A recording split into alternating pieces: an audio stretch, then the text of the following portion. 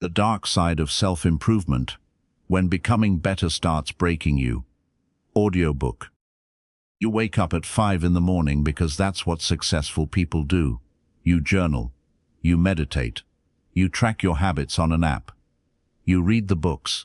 You listen to the podcasts. You show up. You do the work. And still, when you look in the mirror, all you see is someone who isn't doing enough. Here's the truth nobody tells you. Self-improvement can become the very thing that destroys your peace. The problem isn't that you want to grow. The problem is that somewhere along the way, growth stopped being about building a better life and started being about fixing a broken you. You didn't always feel this way. At first, self-improvement felt exciting, empowering. You read a book that changed your perspective. You built a new habit. You felt momentum. But then the bar moved. The version of you that felt like progress last month now feels like the baseline. The starting line keeps shifting forward, and you're always behind. This happens because self-improvement culture has trained you to see yourself as a project, a work in progress, a rough draft, and projects don't get to rest. They get optimized, they get upgraded, they get fixed.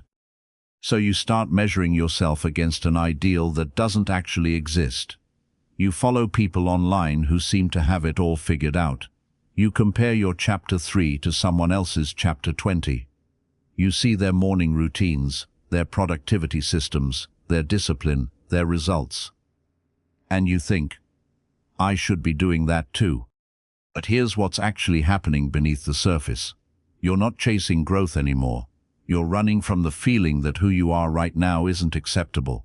The drive to improve has become a way to avoid being present with yourself. Because if you stop, if you slow down, if you rest, you might have to sit with the uncomfortable truth that you've been rejecting yourself this entire time.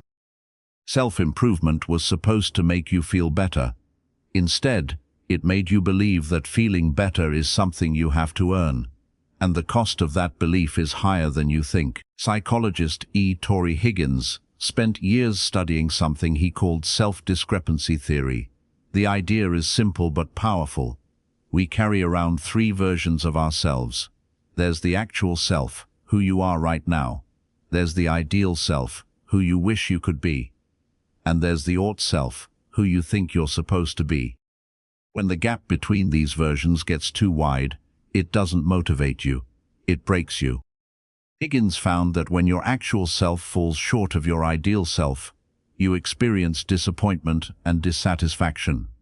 When it falls short of your ought self, the self you believe you're supposed to be based on external expectations, you feel shame and anxiety. And when both gaps are present at the same time, you end up in a state of chronic emotional distress. This is what toxic self-improvement does. It widens the gap. It tells you that your actual self is never enough. It keeps the ideal self always out of reach.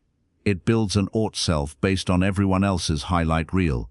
And it convinces you that the solution is to try harder, do more, be better. But the research shows something different. The people who thrive aren't the ones with the biggest goals or the most discipline. They're the ones who can hold both growth and self-acceptance at the same time. They can want to improve without despising where they are. They can set standards without weaponizing them against themselves. The difference is not about lowering your standards. It's about changing the relationship you have with your present self. Because when self-improvement is rooted in self-rejection, it doesn't matter how much you achieve. You'll never feel like it's enough. The finish line will keep moving. The goalposts will shift. And you'll spend your entire life exhausted, chasing a version of yourself that was designed to stay just out of reach. Real growth doesn't come from hating yourself into a better shape. It comes from building a life where you can evolve without constantly abandoning who you are today. That's not softness. That's not settling. That's the difference between sustainable change and slow-motion self-destruction. You've been taught that rest is what you do when the work is done. But the work is never done. There's always another level, another skill, another habit, another version of yourself waiting to be built. So rest becomes something you have to justify, something you earn, something you feel guilty about. This is where the trap tightens. Because your body doesn't care about your productivity system. It doesn't run on inspiration or motivation, it runs on recovery. And when you treat rest like a luxury instead of a necessity, you don't become more productive, you become brittle. Burnout isn't what happens when you work too hard. It's what happens when you work without rest for so long that your system stops trusting you. You override the signals. You push through the fatigue. You tell yourself that successful people don't quit. And your body learns that its needs don't matter. So it stops sending signals, and you stop feeling them, until one day you can't get out of bed, or you can't focus, or you snap at the people you love, and you don't know why, because you've been doing everything right. You haven't. You've been doing everything productive. That's not the same thing. Rest is not laziness. Rest is the foundation that makes all the other work possible. You're not a machine that needs to run at full capacity until it breaks. You're a human being. And human beings need recovery the same way they need air. Without it, everything else collapses. Rest is not the reward for productivity. Rest is what makes productivity possible. The fear of falling behind is one of the most exhausting emotions you can carry. It doesn't matter what you accomplish. Someone else is always ahead.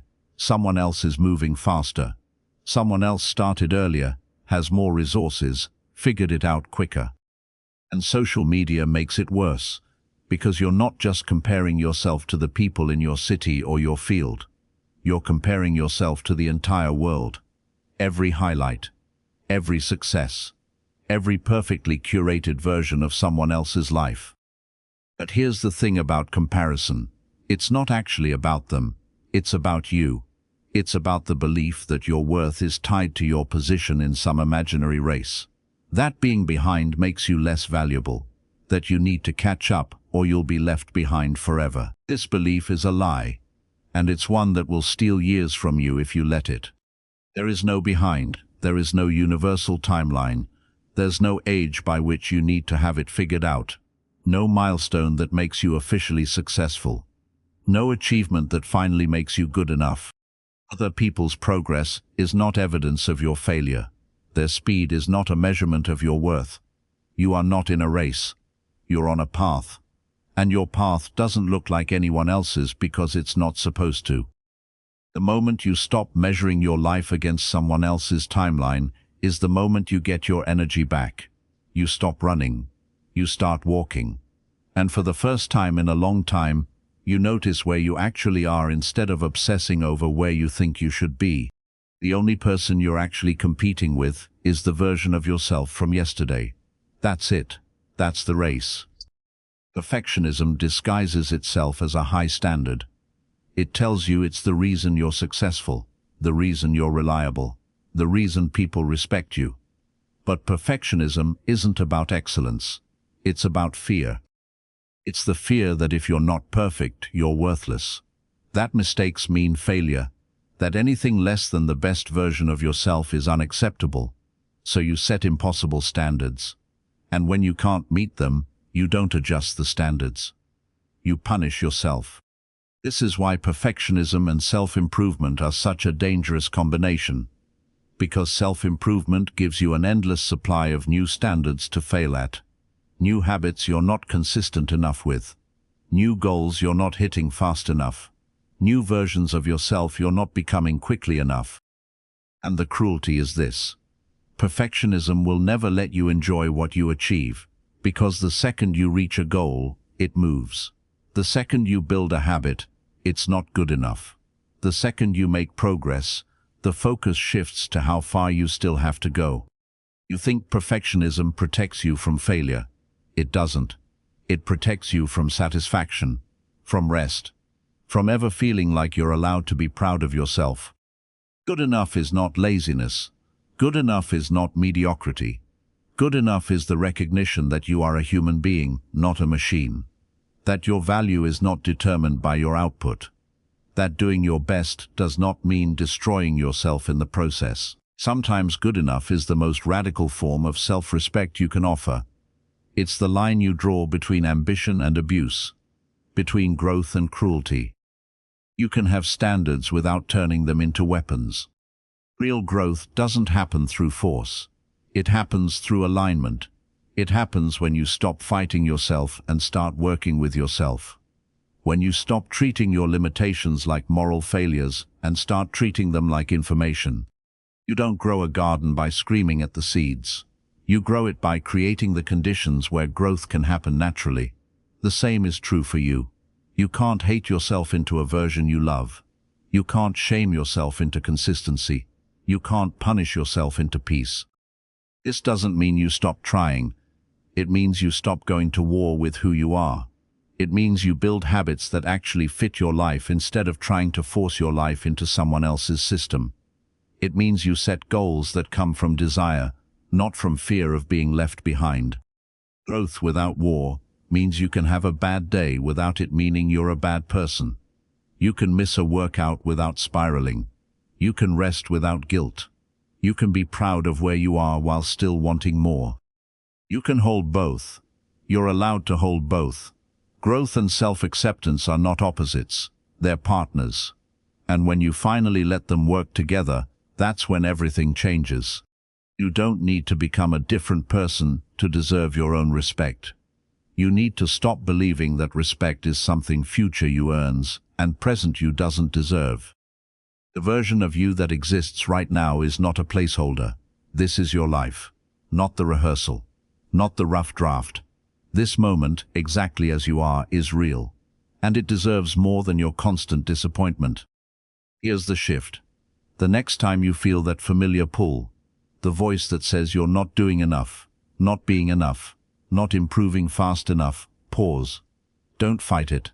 Don't try to argue with it. Just notice it. Then ask yourself one question. Is this thought trying to help me grow, or is it trying to punish me for being human? Growth-driven thoughts sound like this. I could try a different approach. I want to build this skill. I'm curious what would happen if I changed this pattern. They come from possibility. They feel like momentum. Punishment-driven thoughts sound like this. I should be further along by now. Everyone else has this figured out. I'm falling behind. What's wrong with me? They come from fear. They feel like shame. Once you can tell the difference, you get to choose. You don't have to obey every critical voice in your head.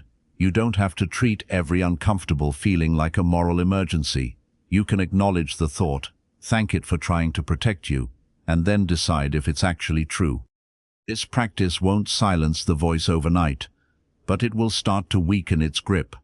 Because the voice loses power the moment you stop believing that hating yourself is the same thing as improving yourself. You can want to grow, you can set goals, you can work hard, but you can do all of it without tearing yourself apart in the process. You can build a better life without believing that who you are today is unacceptable.